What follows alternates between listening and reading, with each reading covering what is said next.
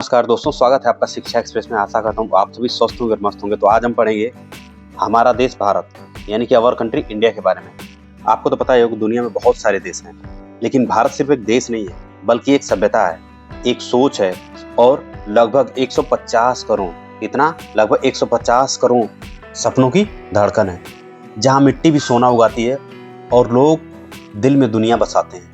यानी कि this is India, the land where history breathe and future rises. जी हाँ दोस्तों, हम बात कर रहे हैं अपने प्यारे भारत देश के बारे में। तो चलिए बिना देर की हम शुरू करते हैं। तो चलिए हम सबसे पहले देख लेते हैं इसके इंट्रोडक्शन के बारे में। भारत बहुत ही भौगोलिक विस्तार वाला देश है। तो इसके उत्तर में यानी भारत के उत्तर में क्या है? हिमालय है। दक्षिण में क्या है? हिंद महासागर है। इसके पूर्व में बे ऑफ बंगाल है, तो पश्चिम में अरब सागर है। और भारत हमारी पृथ्वी की उत्तरी, ये गलत लिखा है इधर पे, भारत हमारी पृथ्वी के उत्तरी भाग में स्थित एक विशाल देश है। यह विविधताओं से भरा हुआ देश है। अब विविधताएं कैसे है? क्योंकि यहाँ पे भाषाएं अलग है, संस्कृति अलग है, जलवायु अलग है और भौगोलिक रूपों में भी अपार विविधता मिलती है। इस अध्याय में हम भारत की भौगोलिक स्थितियां, इसकी सीमाएं यानी भारत की सीमाएं, राज्य तथा प्राकृतिक विशेषताओं और एकता को समझेंगे। लिए हम देखते हैं एक एक करके कि आखिर भारत की भौगोलिक स्थिति क्या है, इसकी सीमाएं कौन कौन सी है, कौन कौन से राज्य है, प्राकृतिक विशेषताएं क्या है और इसके एकता को समझते हैं। तो चलिए हम सबसे पहले इसके जियोग्राफिकल लोकेशन ऑफ इंडिया को देख लेते हैं, यानी कि भारत की भौगोलिक स्थिति को देख लेते हैं। तो भारत एशिया महाद्वीप, कौन से महाद्वीप में है? भारत एशिया महाद्वीप के दक्षिणी भाग में स्थित है। तो अब देख सकते हैं ये इधर क्या है? एशिया महाद्वीप है। एशिया महाद्वीप किधर आता है? हमारे पृथ्वी के नॉर्दर्न हेमिस्फीयर में। अगर इधर से हम बात करें तो ये क्या है? साउथ हेमिस्फीयर है।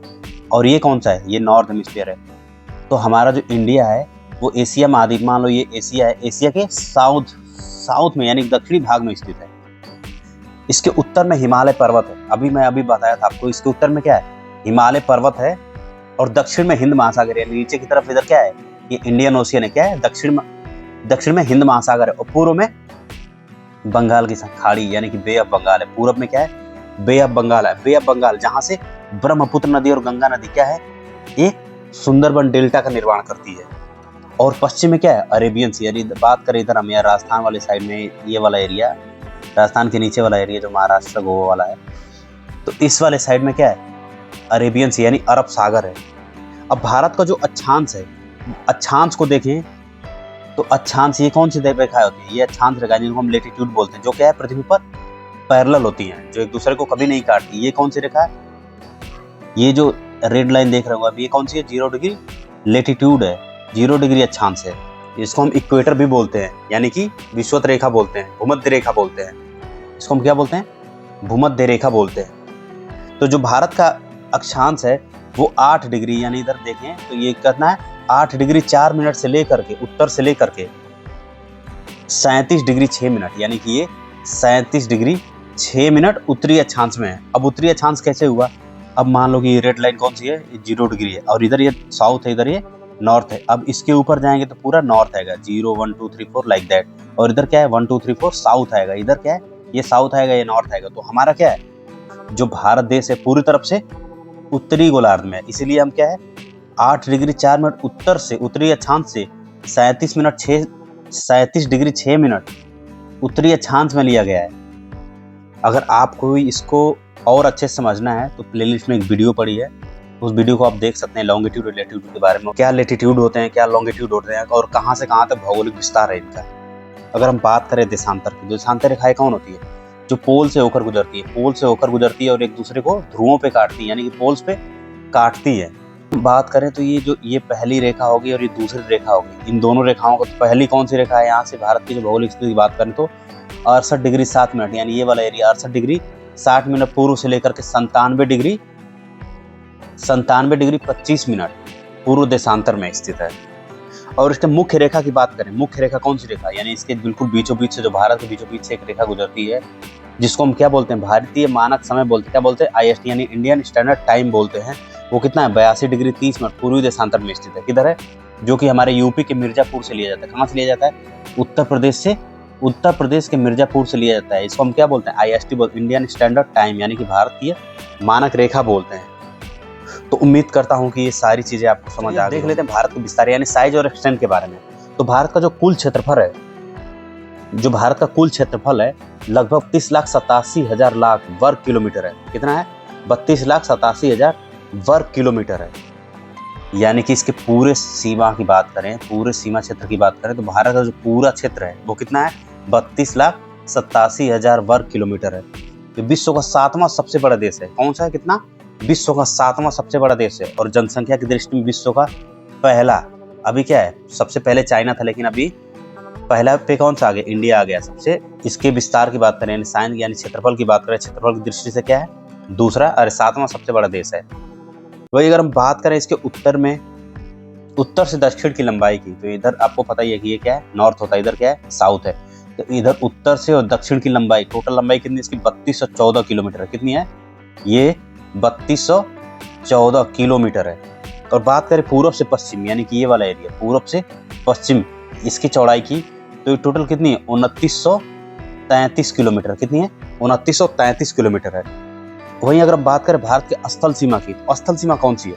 ये जो ऊपर वाला एरिया है ना, यानी ऊपर वाला जो पोर्शन है, ये वाला पोर्शन, ये पोर्शन क्या है? स्थल है, ये वाला पोर्शन। तो इसके सीमा की बात कर रहा है। तो जब स्थल सीमा की बात कर रहा है तो कितना है? लगभग 15,200 किलोमीटर है। और तट रेखा, यानी कि जो नीचे वाला देखेंगे तो इधर क्या बताता है? अरेबियन सी हो जाता है। इधर क्या है? बे ऑफ बंगाल है। उधर क्या है? इंडियन ओशियन यानी प्रशांत महासागर, हिंद महासागर, सॉरी, इंडियन ओशियन यानी हिंद महासागर है। तो ये क्या है? ये वाले एरिया की बात कर रहा है। तो इसका जो भौगोलिक विस्तार है कितना है? लगभग 7516 किलोमीटर लंबा है। तो उम्मीद करता हूँ कि ये भी आपको बिल्कुल क्लियर हो गया होगा।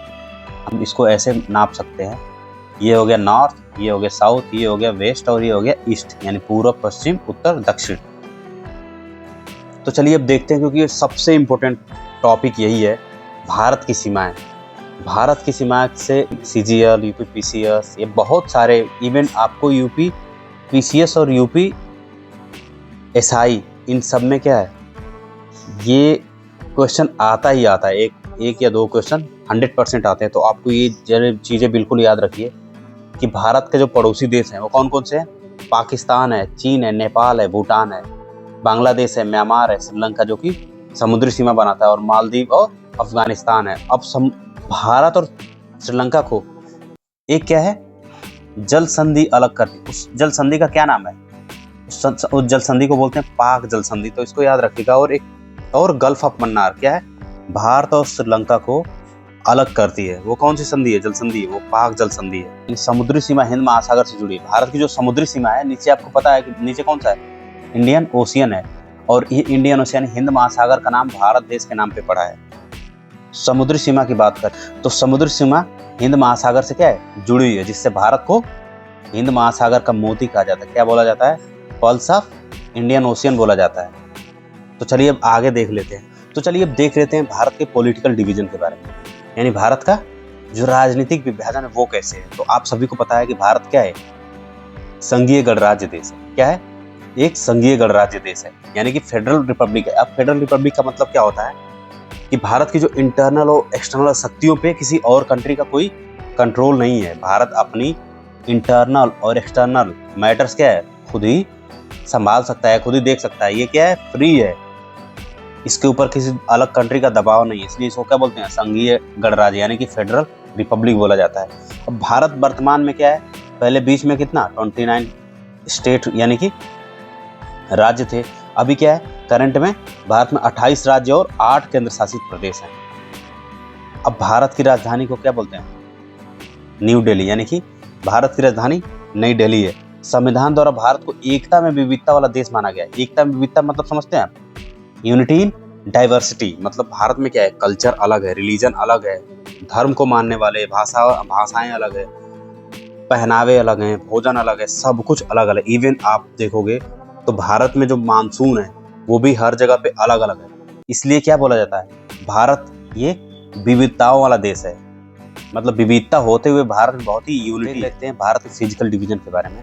तो भारत को प्रमुख 5 भौगोलिक भागों में बांटा गया है। पहला क्या है? हिमालय पर्वत क्षेत्र। कौन सा क्षेत्र है? हिमालय पर्वत क्षेत्र। दूसरा क्या है? उत्तर के विशाल मैदान, जिसको हम क्या बोलते हैं? नॉर्दर्न प्लेन्स बोलते हैं, जो जहाँ की मिट्टी बहुत ही उपजाऊ होती है और जहाँ का पॉपुलेशन बहुत ही ज़्यादा है और जहाँ पे कृषि बहुत ज़्यादा होती है। और तीसरा क्या है, प्रायद्वीपीय पठार यानी कि पेनिनसुलर प्लेट्यू के बारे में। और चौथा क्या है, मरुस्थल यानी डिजर्ट रीजन। अब पांचवा क्या है, तटीय मैदान और द्वीप समूह यानी कि कोस्टल प्लेन्स और आइलैंड्स भी है। तो ये मेनली 5 भाग हैं भारत को, 5 भौगोलिक भागों में बांटा गया है। वो पांचों को आप याद रखिए कि भारत के 5 कौन कौन से भौगोलिक भाग हैं। अब चलिए इनको एक एक करके समझ लेते हैं। तो भारत के सबसे पहले हम देख लेते हैं कि हिमालय पर्वत क्षेत्र को यानी कि हिमालयन रीजन को देख लेते हैं। ये भारत के उत्तर में स्थित है। किधर है, अभी आपको बताया था कि भारत क्या है, अगर ये भारत का फिगर बना है तो भारत के उत्तर में क्या है, इधर हिमालय है। क्या है, हिमालयी हवाओं से बचाता है और एक क्या करता है, एक सैनिक की तरह काम करता है। तो भारत के उत्तर में इसको 3 भागों में बांटा गया। इसको मेनली 3 भागों में बांटा गया। जो पहला है उसको हिमाद्री बोलते हैं यानी कि ग्रेटर हिमालय बोलते हैं। ये सबसे ऊंचा भाग है और यहीं पे क्या है, माउंट एवरेस्ट की दुनिया के सबसे ऊंचे पर्वत माउंट एवरेस्ट है और कंचनजंगा जैसी चोटियां यहीं पे स्थित है। कहाँ पे है, तो ग्रेटर हिमालय में स्थित है। और दूसरा जो जिसको हम क्या बोलते हैं, मिडिल हिमालय, जिसको हम हिमाचल या फिर मिडिल हिमालय बोलते हैं। यहाँ पे बहुत सारे हिली स्टेशन है। हिली स्टेशन मतलब कि शिमला है, मसूरी है, जैसे बहुत अच्छे अच्छे हिली स्टेशन है। और तीसरे की बात करें तो तीसरा क्या है, सबसे मॉडर्न हिमालय का जो पार्ट है उसको क्या आउटर हिमालय बोलते हैं। उसको क्या हम बोलते हैं, आउटर हिमालय या फिर शिवालिक बोला जाता है। ये सबसे नीचे श्रृंखला है। ये क्या है, सबसे नीचे की, हिमालय के सबसे नीचे की श्रृंखला को हम क्या बोलते हैं, शिवालिक बोला जाता है। और ये क्या है, पूरी तरह से जंगलों से ढकी हुई है। ये भारत को ठंडी हवाओं से बचाता है और नदियों का स्रोत भी है। अब हिमालय का मतलब क्या होता है, तो हिमालय का मतलब होता है हिम प्लस आलय। हिमालय का मतलब होता है हिम प्लस आलय, मतलब हुआ बर्फ का घर। और बर्फ का घर इसलिए बोला जाता है, ये हमारे लिए क्या है, एक संतरी का काम करता है। भाई साहब क्या काम करता है, संतरी का काम करता है। ये क्या करता है, भारत को ठंडी हवाओं से बचाता है। इसमें क्या है, सबसे न्यू जो पर्वत श्रृंखला है वो कौन सा है, शिवालिक है। और इसको हिमालय को मेनली 3 भाग में बांटा गया है। सबसे ऊपर की श्रृंखला है, उसके बाद में बीच वाली है, ये सबसे नीचे की श्रृंखला है। यानी कि अभी मैं आपको दिखाया था ऐसे फिगर में, तो 1 2 3, तो ये सबसे ऊपर वाली कौन सी है, ये क्या है, हिमाद्री हो गया। दूसरा कौन सा है, मिडिल वाला, ये हो गया। और तीसरा कौन सा है, शिवालिक हो गया। तो उम्मीद करता हूँ ये चीज़ आपको बिल्कुल क्लियर हो गई होगी। तो चलिए अब देख लेते हैं नॉर्दर्न प्लेन्स के बारे में, यानी उत्तरी मैदान के बारे में। तो ये मैदान गंगा, यमुना और ब्रह्मपुत्र जैसी नदियों द्वारा बनाए गए हैं। अब ये क्या है, गंगा, यमुना और ब्रह्मपुत्र नदियाँ अपने साथ क्या है, जलोढ़ मिट्टी को यानी उपजाऊ मिट्टी को लाकर इस प्लेन का निर्माण की है। अपने साथ प्लेन मतलब उपजाऊ मिट्टी को बहाकर प्लेन का निर्माण की है। ये बहुत उपजाऊ है। कौन सा क्षेत्र है, ये बहुत ही उपजाऊ क्षेत्र है। भारत का इसको क्या बोला जाता है, अनाज घर बोला जाता है। इसको भारत का अनाज घर यानी ग्रेनरी ऑफ इंडिया बोला जाता है। किसको, उत्तरी मैदान को। तो ये भी क्वेश्चन बहुत इंपॉर्टेंट है, इसको आप ध्यान रखिए कि भारत का अनाज घर किसको बोला जाता है। तो ये सारे ऑप्शन आपको आ जाएंगे, तो आपको याद रखना है कि उत्तरी मैदान को भारत का अनाज घर बोला जाता है। यहाँ पे घनी आबादी है। अब आपको पता है घनी आबादी क्यों होगी, क्योंकि यहाँ खेती बहुत ज़्यादा होती है। जब खेती होती है तो लोग वहाँ रुकते हैं, क्योंकि खेती के लिए कम से कम 6 महीने 1 साल का टाइम लगता है। और उद्योग के लिए प्रसिद्ध है। किसके लिए प्रसिद्ध है, उद्योगों के लिए प्रसिद्ध है। यहाँ पे पंजाब, हरियाणा, उत्तर प्रदेश, बिहार और पश्चिम बंगाल जैसे राज्य है यहाँ पे है। तो उम्मीद करता हूँ ये चीज़ भी आपको बिल्कुल क्लियर हो गया होगा। तो चलिए अब देख लेते हैं प्रायद्वीपीय पठार यानी कि पेनिनसुलर प्लेट्यू के बारे में। तो ये भारत का सबसे पुराना भूभाग है। क्या है, भारत का सबसे पुराना भूभाग है। इसको प्रमुख 2 भागों में बांटा गया है। पहला क्या है, भारत का मध्य भारत का पठार जिसको हम सेंट्रल प्लेट्यू बोलते हैं। और दूसरा क्या है, दक्कन का पठार यानी कि दक्षिण का पठार जिसको हम डेक्कन प्लेट्यू बोलते हैं। यहाँ पे क्या है, लोहा, कोयला और मैग्नीज जैसी खनिजों की भरपूर मात्रा मिलती है। कहाँ पे मिलती है, पठारों में। अब पठार का शेप कैसा होता है, पठार का शेप लगभग ऐसा होता है। इसको हम क्या बोलते हैं, प्लेट्यू बोलते हैं। इसको हम क्या बोलते हैं, प्लेट्यू बोलते हैं। और माउंटेन कैसे होते हैं, तो माउंटेन लगभग ऐसे होते हैं। ये माउंटेन होते हैं। तो उम्मीद करता हूँ आपको माउंटेन और पठार के शेप में बिल्कुल क्लियरिटी आ गई होगी, पठार कैसे होते हैं और माउंटेन कैसे होते हैं। और यहाँ पे क्या है, इस पठार में बहुत सारी क्या है, पर्वत श्रृंखलाएं भी है। बहुत सारी पर्वत श्रृंखलाएं हैं जिसमें क्या है, विंध्य और सतपुड़ा और नीलगिरी पर्वत श्रृंखला बहुत ही फेमस है। और आपने अरावली पर्वत श्रृंखला का नाम सुना होगा। किसका, अरावली पर्वत श्रृंखला जो विश्व की सबसे पुरानी पर्वत श्रृंखला है, जो विश्व की सबसे पुरानी श्रृंखला है, उसको हम क्या बोलते हैं, अरावली पर्वत श्रृंखला यानी अरावली पठार बोलते हैं। क्या बोलते हैं, अरावली का पठार बहुत ही पुराना है। उसके बाद विंध्य, सतपुड़ा और नीलगिरी जैसे और भी बहुत ही पर्वत श्रृंखलाएं यहाँ स्थित। तो उम्मीद करता हूँ कि ये पठार भी आपको बिल्कुल क्लियर होगा कि प्रायद्वीप पठार किसे बोलते हैं। और तो चलिए अब देख लेते हैं डिजर्ट और कोस्टल रीजन्स को, यानी कि मरुस्थल और तटीय क्षेत्र को। तो आपको पता होगा भारत के डिजर्ट एरिया कौन से, राजस्थान और गुजरात। तो जो थार मरुस्थल है ना, भारत के राजस्थान में स्थित है। आपको पता होगा भारत का थार रेगिस्तान। अब अगर आप जैसलमेर जाएंगे तो वहाँ क्या है, सैंड ड्यून्स है। क्या है, सैंड ड्यून्स है। वहाँ पे क्या है, आपको बिल्कुल रेत का टीला मिलेगा, रेत का टीला मिलेगा देखने को। वहाँ पे बहुत सारे फंक्शंस भी होते हैं। जैसलमेर वैसे राजस्थान का बहुत फेमस है।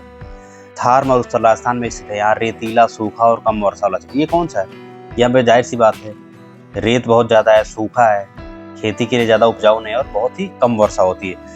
और भारत के तटीय मैदान यानी कोस्टल रीजन्स को मेनली दो भागों में बांटा गया है। तो पहला क्या है, पूर्वी तट, जिसको ईस्ट कोस्ट बोलते हैं, यानी जहाँ पे बे ऑफ बंगाल है, क्या है, बंगाल की खाड़ी है। और दूसरा क्या है, पश्चिमी तट यानी वेस्ट कोस्ट बोलते हैं, अरब सागर किनारे पर स्थित है। तो अगर आप देखेंगे इसको, तो ये वाला जो रीजन है, ये वाला रीजन है, इसको हम क्या बोलते हैं, पश्चिमी तट बोलते हैं। और इसको हम क्या बोलते हैं, पूर्वी तट बोलते हैं। तो ये जो पूर्वी तट है ना, ये पूर्वी तट बंगाल, यहाँ पे क्या है, बे ऑफ बंगाल है। और इधर क्या है, अरेबियन सी यानी अरब सागर है। और अंडमान निकोबार लक्षद्वीप समूह भारत के सबसे सुंदर द्वीप समूह है। तो अंडमान निकोबार और लक्षद्वीप समूह भारत के क्या है, बहुत ही सुंदर लक्षद्वीप। अब अगर हम बात करें अंडमान निकोबार की, तो अंडमान निकोबार जो द्वीप समूह है, अंडमान निकोबार द्वीप समूह किधर है, बे ऑफ बंगाल में स्थित है। किधर है, बे ऑफ बंगाल यानी इधर है। इधर क्या है, अंडमान निकोबार। और लक्षद्वीप समूह किधर है, लक्षद्वीप समूह अरेबियन सी में स्थित है। तो ये आप चीजें आपको याद रखिए कि हमारा क्या है, अंडमान निकोबार यानी अंडमान एंड निकोबार किधर है, और लक्षद्वीप समूह अंडमान निकोबार क्या है, बे ऑफ बंगाल में है, और वही लक्षद्वीप अरेबियन सी में है। तो चलिए हम बात करते हैं कल्चरल डाइवर्सिटी यानी कि सांस्कृतिक विविधताओं के बारे में देख लेते हैं। तो भारत में क्या है, वैसे तो सैकड़ों बोलियां बोली जाती है। क्या है, सैकड़ों बोलियां बोली जाती है, लेकिन 22 भाषाओं को मान्यता मिली। कितनी भाषाओं को, लगभग 22 भाषाओं को मान्यता मिली है। और यहाँ पे विभिन्न प्रकार के धर्म है, जैसे हिंदू, मुस्लिम, सिख, ईसाई, ये विभिन्न प्रकार के धर्म है। और सभी धर्म एक दूसरे से इंडिपेंडेंट है। कोई भी व्यक्ति किसी भी धर्म को अपनी स्वेच्छा से यानी अपने इच्छा अनुसार क्या है, छोड़ सकता है या फिर अपना सकता है। यहाँ पे त्योहारों में, परंपराओं में और भोजन में अपार विविधता है। अब मान लीजिए पंजाब का कोई बंदा जिसको क्या है, छोले कुलचे बहुत पसंद है, और वहीं साउथ के लोगों को क्या पसंद है, इडली और डोसा, इडली डोसा ये सारी चीज़ें खाते हैं। वही यूपी बिहार के लोग ज़्यादातर आलू पराठे, और बंगाल के लोग ज़्यादातर फिश और राइस खाते हैं। हर क्षेत्र की अपनी विशिष्ट कला, नृत्य, वेशभूषा और संगीत है। अभी आप देख सकते हैं यहाँ पे नृत्य, यानी कि साउथ में के नृत्य, वेशभूषा और संगीत बहुत ही अच्छे होते हैं। तो यहाँ पे आप देख सकते हैं कि हर जगह की यानी हर स्टेट की लगभग अपनी एक भाषा है, अपनी एक नृत्य है, अपनी एक वेशभूषा है, अपनी एक संगीत है, अपनी एक कला है। सारे यानी 28 स्टेट्स की बात करें तो टोटल 28 स्टेट में यानी 28 राज्य में सबकी अपनी कला है, अपनी नृत्य है, अपनी वेशभूषा, अपनी संगीत है। इसलिए भारत को क्या बोला जाता है, एकता में विविधता वाला देश बोला जाता है। इसलिए भारत को एकता में विविधता वाला देश बोला जाता है। तो इस चीज़ को बिल्कुल ध्यान रखिएगा। तो नमस्कार दोस्तों, स्वागत है आपका शिक्षा एक्सप्रेस में। आशा करता हूँ आप सभी स्वस्थ होंगे और मस्त होंगे। तो आज हम पढ़ेंगे आवर कंट्री इंडिया के बारे में, यानी कि हमारा देश भारत के बारे में जानेंगे। हम जानेंगे इसके भौगोलिक स्थिति के बारे में, हम जानेंगे इसके कल्चर्स के बारे में, हम जानेंगे यहाँ पे परंपराओं के, संगीत के, कला के बारे में, नृत्य के बारे में, यहाँ के मानसून्स के बारे में। तो चलिए शुरू करते हैं। नेबर कंट्री यानी कि पड़ोसी देश की बात करें तो इधर देख सकते हैं आप पाकिस्तान, इधर क्या है अफगानिस्तान, जो अफगानिस्तान यहाँ पे बॉर्डर लगता है। यहाँ की तिब्बत को जिसको चाइना ने जीत लिया है, यानी कि यहाँ पे चाइना, और यहाँ पे नेपाल है, भूटान है, बांग्लादेश है, म्यांमार है। और वही आगे हम बात करें तो आगे आप देख सकते हैं क्या है, इधर मालदीव है और इधर श्रीलंका है। और श्रीलंका को ये एक जल संधि अलग करती है। इसका क्या नाम है, इसका नाम है पाक जल संधि। क्या नाम है इसका, पाक जल संधि। तो इसको ध्यान रखिएगा। अरावली पर्वत श्रेणी, ये वाली कौन सी पर्वत श्रेणी है, अरावली पर्वत श्रेणी। ये क्या है, विश्व की सबसे पुरानी पर्वत श्रेणी है। विश्व की सबसे जो पुरानी पर्वत श्रेणी है वो कौन सी है, अरावली पर्वत श्रेणी है। अब यहाँ आप देखें तो यहाँ पे गंगा है और यहाँ पे ब्रह्मपुत्र नदी है।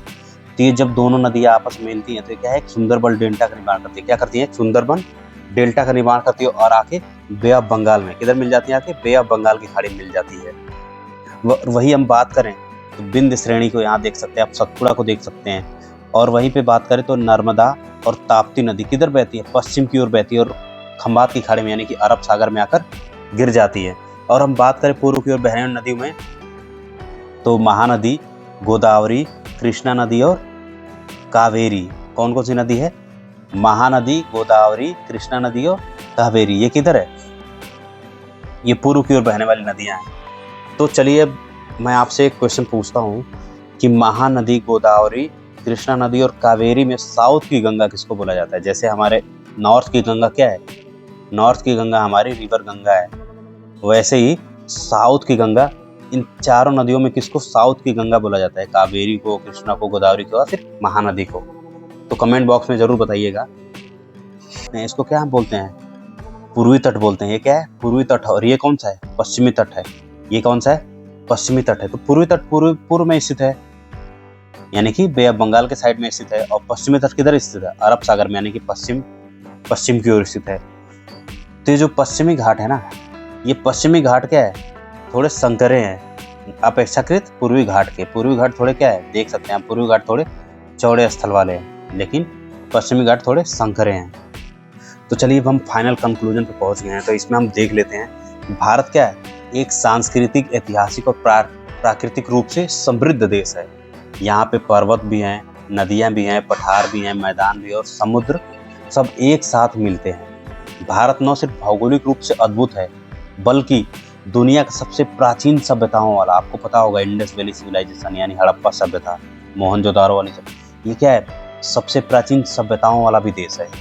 यही कारण है कि भारत को क्या बोला जाता है? इनक्रेडिबल इंडिया बोला जाता है। क्या बोला जाता है? अद्भुत भारत बोला जाता है। जी हाँ दोस्तों, तो उम्मीद करता हूँ कि ये चैप्टर आपको बिल्कुल क्लियर हो गया होगा। इसमें मैंने एक एक चीज़ को बहुत ही विधिवत समझाने की कोशिश की है। अगर ये वीडियो अब यहाँ तक आप देख रहे हैं तो उम्मीद करता हूँ कि आपको ये चीज़ें बिल्कुल क्लियर हो गई होंगी। दोस्तों, अगर ये वीडियो आपको इन्फॉर्मेटिव लगा है तो चैनल को लाइक करिए, शेयर करिए और सब्सक्राइब करिए। हम मिलते हैं अगले वीडियो में, तब तक के लिए जय हिंद।